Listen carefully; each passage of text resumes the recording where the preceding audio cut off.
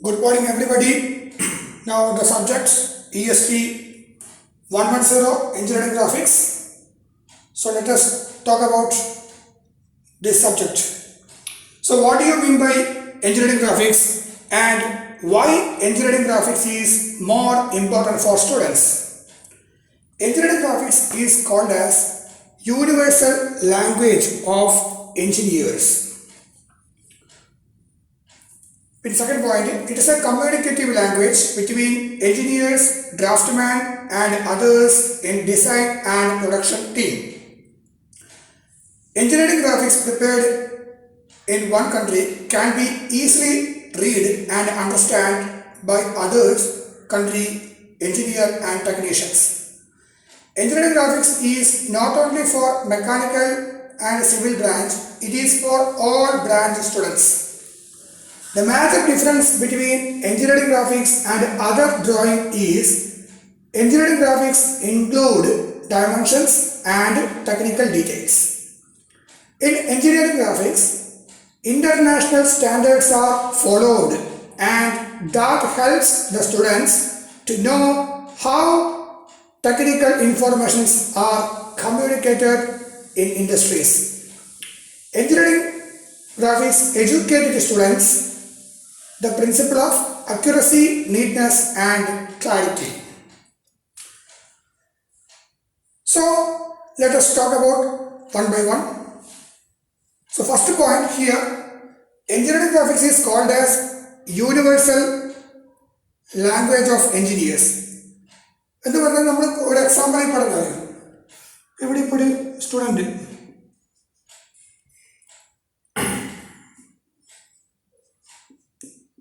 ഈ സ്റ്റുഡൻറ്റിനെ നമുക്ക് കണ്ടാൽ തന്നെ മനസ്സിലാവും ഇത് ഒരു ബോയ് ആണോ it is girl or not we can easily identify it. So നമ്മൾ അതിനെപ്പറ്റി ഇങ്ങനെ എക്സ്പ്ലെയിൻ ചെയ്യേണ്ട ആവശ്യമില്ല, ജസ്റ്റ് ആ ഒരു ഫിഗർ കണ്ടാൽ തന്നെ നമുക്ക് കാര്യം മനസ്സിലാവും. So it is A universal language. Second point, it is a communicative language between engineers, draftsmen and others in design and production team. എന്ന് വെച്ചാൽ ഡിസൈൻ എഞ്ചിനീയർ ആണ് ഓൾറെഡി എന്ത് ചെയ്യുന്നത്, നമുക്ക് വേണ്ടുന്ന പ്രോഡക്റ്റ് ഡിസൈൻ ചെയ്യുന്നത്. ആ ഡിസൈൻ ചെയ്ത പ്രോഡക്റ്റിന് നമ്മൾ എന്ത് ചെയ്യും, ഒരു CAD ഡ്രോയിങ്സ് വഴി അത് മാനുഫാക്ചറിങ് എഞ്ചിനീയേഴ്സിനെ ഹാൻഡ് ഓവർ ചെയ്യുകയാണ് ചെയ്യുക. മാനുഫാക്ചറിങ് എഞ്ചിനീയേഴ്സ് പിന്നെ അവരുടെ കീഴിലുള്ള വർക്കേഴ്സിനെ വെച്ചിട്ടാണ് പ്രോഡക്റ്റ് ഉണ്ടാക്കുക. സോ നമുക്ക് എന്തുകൊണ്ടാണ് നമുക്ക് ആ ഡ്രോയിങ്സ്, ഇപ്പോൾ ഡിസൈൻ എഞ്ചിനീയർ CAD-ൽ വരച്ച ഡ്രോയിങ്സ് നമ്മുടെ കയ്യിൽ കിട്ടിയാൽ പിന്നെ നമ്മൾ അതിനെപ്പറ്റി കൂടുതലായിട്ട് എക്സ്പ്ലെയിൻ ചെയ്യേണ്ട ആവശ്യമില്ല. കാരണം ആ ഡയഗ്രാം കണ്ടാൽ തന്നെ നമുക്കത് റീഡ് ചെയ്യാൻ പറ്റും. അപ്പോൾ കൂടുതലായിട്ട് എക്സ്പ്ലെയിൻ ചെയ്യേണ്ട ആവശ്യം ഉണ്ടാവില്ല, പെട്ടെന്ന് തന്നെ കാര്യങ്ങൾ മനസ്സിലാവും. So it is a communicative language between engineers, draftsman എന്നത് CAD engineer, design engineer CAD എഞ്ചിനീയർക്ക് ഇൻസ്ട്രക്ഷൻ കൊടുക്കും. CAD എഞ്ചിനീയർ എന്ത് ചെയ്യും, AutoCAD പോലുള്ള സോഫ്റ്റ്വെയർ ഉപയോഗിച്ചിട്ട് 2 ഡയമെൻഷണൽ ഡ്രോയിങ്സ് ക്രിയേറ്റ് ചെയ്യും. അതിനുശേഷം ഡിസൈൻ എഞ്ചിനീയർ ആ ഡ്രോയിങ്സ് വെരിഫൈ ചെയ്തതിന് ശേഷം മാനുഫാക്ചറിങ് എഞ്ചിനീയറിലേക്ക് ഹാൻഡ് ഓവർ ചെയ്യുക. അപ്പം ആ ഡ്രോയിങ്സ് എന്ന് പറയുന്നത് മാനുഫാക്ചറിങ് എഞ്ചിനീയറിനും റീഡ് ചെയ്യാൻ പറ്റണം, അത്രയും കേപ്പബിലിറ്റി ഉള്ള ആൾ വേണം അവിടെ ഇരിക്കേണ്ടത്. Third point, engineering graphics is prepared in one country can be easily read and understood by other country engineer and technicians.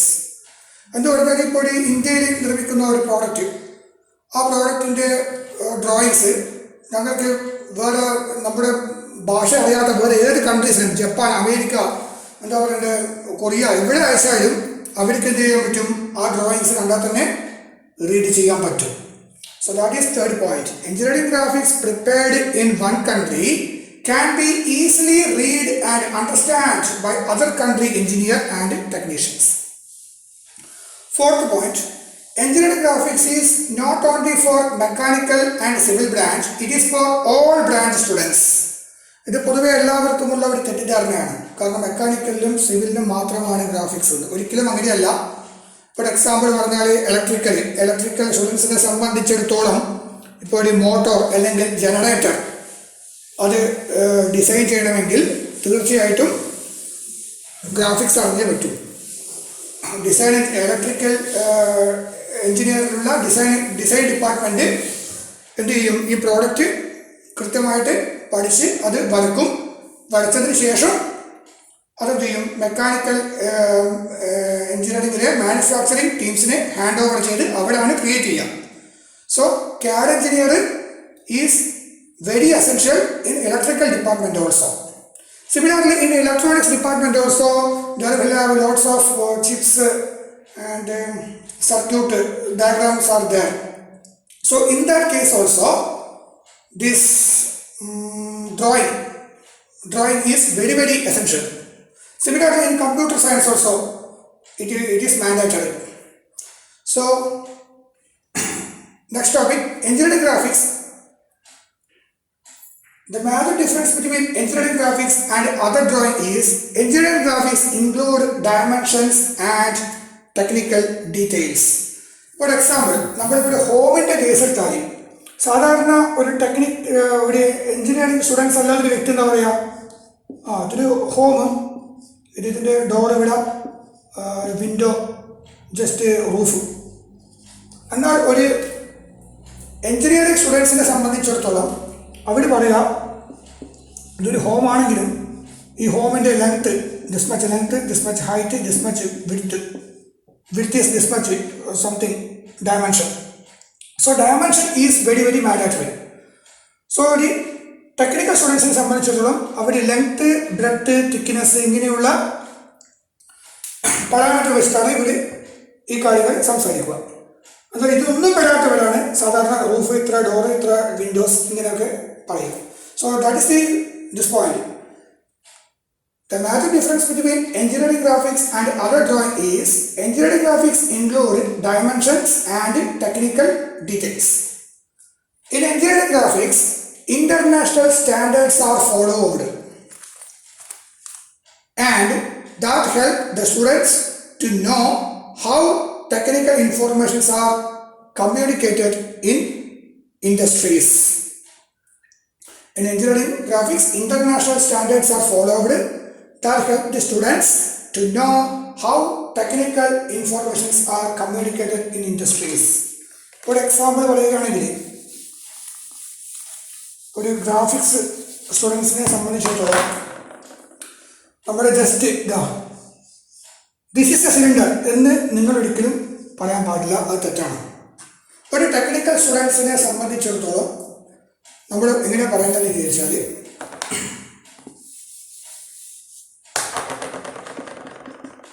this is XY axis and this is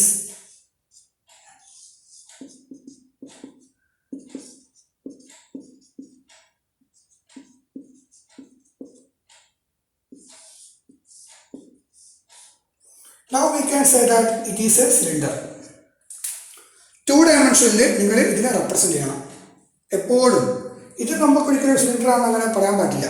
കാരണം ഇതിൻ്റെ ഷേപ്പ് ടോപ്പ് വ്യൂ നോക്കുമ്പോൾ elliptical ഷേപ്പാണ് വരുന്നത്. പെട്ടെന്ന് ഇവിടെ നോക്കുമ്പോൾ 3D വ്യൂസിൽ ഇതൊരു എലിപ്സിൻ്റെ ഷേപ്പാണ് കാണാൻ പറ്റുന്നത്. അപ്പോൾ ഞങ്ങൾക്ക് ഒരിക്കലും അത് പറയാൻ പറ്റില്ല. അപ്പോൾ ഒരു ടെക്നിക്കൽ സ്റ്റുഡൻസിനെ സംബന്ധിച്ചിടത്തോളം, ഒരു എഞ്ചിനീയറിംഗ് സ്റ്റുഡൻസിനെ സംബന്ധിച്ചിടത്തോളം സിലിണ്ടർ വരയ്ക്കാൻ പറഞ്ഞാൽ അവൻ എപ്പോഴും വരയ്ക്കേണ്ടത് ഈ 2D ഡ്രോയിങ്സിൽ വേണം വരയ്ക്കാൻ. ഇത് ഇന്റർനാഷണൽ സ്റ്റാൻഡേർഡ് ആണ്. This is international standard. That is front view. ഇവിടെ ഇപ്പം front view, top view, this one is below XY. അപ്പോൾ ഫ്രണ്ട് വ്യൂ, ടോപ്പ് വ്യൂ ഇങ്ങനെയുള്ള കാര്യങ്ങളൊക്കെ വരും. അത് ഇൻ്റർനാഷണൽ സ്റ്റാൻഡേർഡ്സ് ആണ്. അപ്പോൾ അതിനെപ്പറ്റി ഞാൻ കൂടുതലായിട്ട് പറയാം വരും ടോപ്പിക്സ്. സോ സിലിണ്ടർ എന്ന് പറയുമ്പോൾ നമ്മൾ ഇതേമാതിരി റെപ്രസെൻ്റ് ചെയ്യണം.